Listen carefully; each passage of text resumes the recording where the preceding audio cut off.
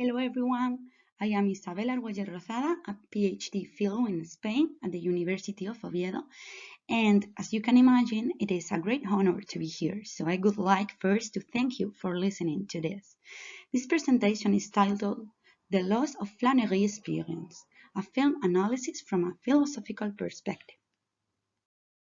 This proposal is based on a thesis which aims to analyze the concept of flâneur, the urban stroller and hunter of the diverse aesthetic stimuli of the streets.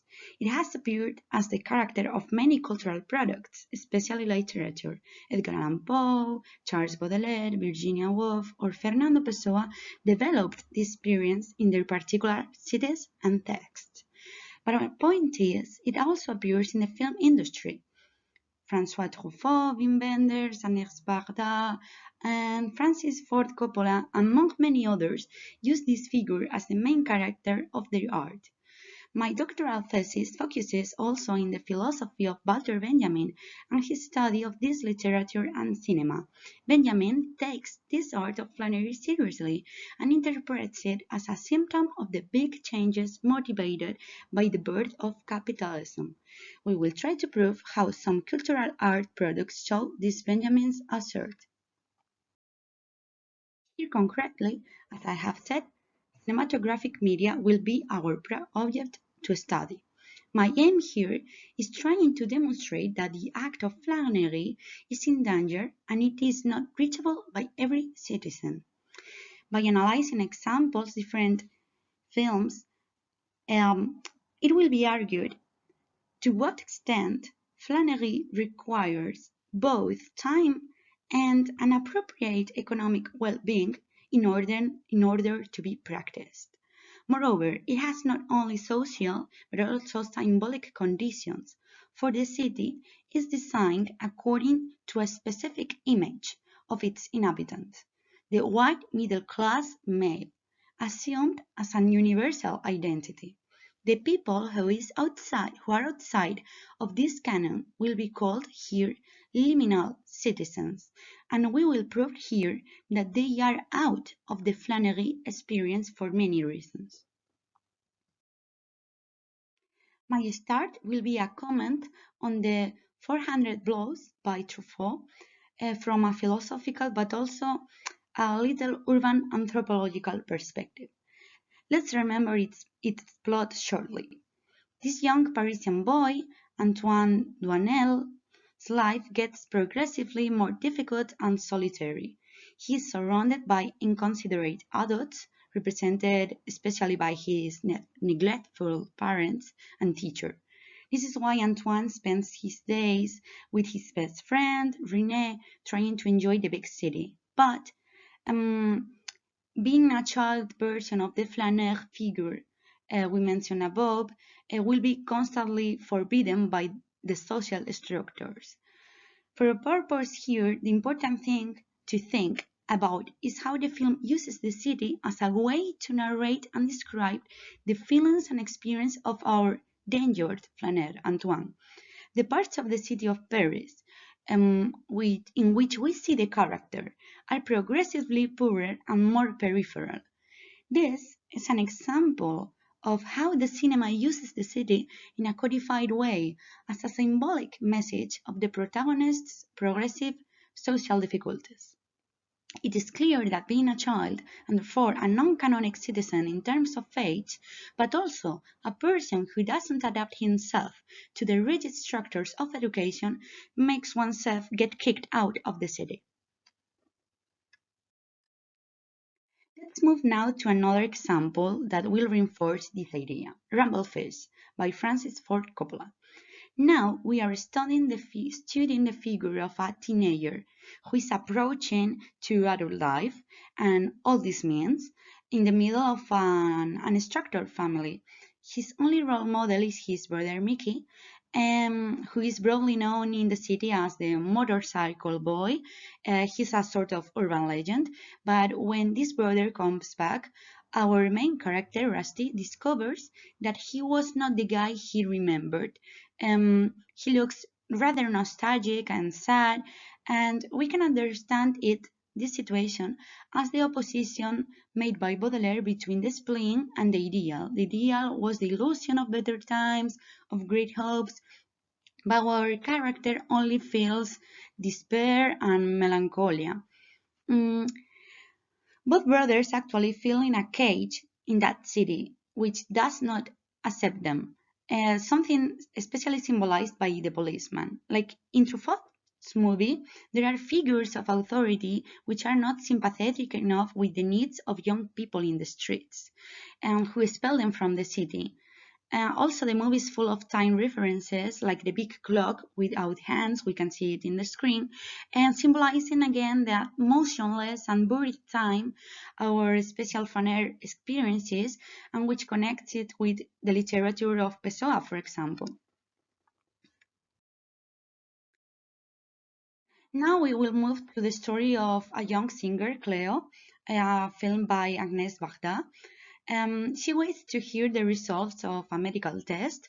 It will possibly confirm a diagnosis of cancer, and the film, because of this, handles a strong existentialism, but it also represents the specific feeling of urban vulnerability of our protagonist, whose effort to achieve free agency will be hampered not in this case by economical issues, but by fulfilling herself in a world built by and for men, thus becoming a liminal subject again.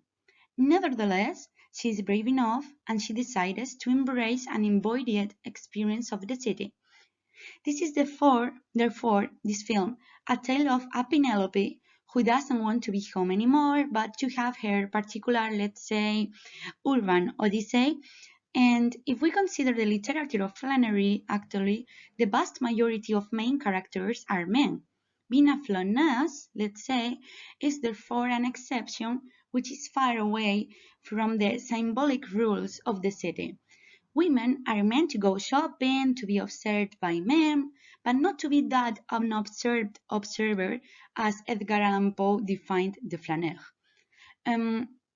Or Cleo, therefore, from our philosophical perspective, represents an attempt to deconstruct the borderline masculine paradigm, like other possible examples in cinema, like the more recent A Girl Walks from Home Alone, or Wendy and Lucy by Kelly Reichardt. Nevertheless, the big city is not only a place of oppression. Following Michel Desserteau's philosophy of urban walking or Marx Auger's urban anthropology, and looking at films like this, Lisbon Story by Wim Wenders, there is also the chance to find places and opportunities of enjoying the flânerie in our cities.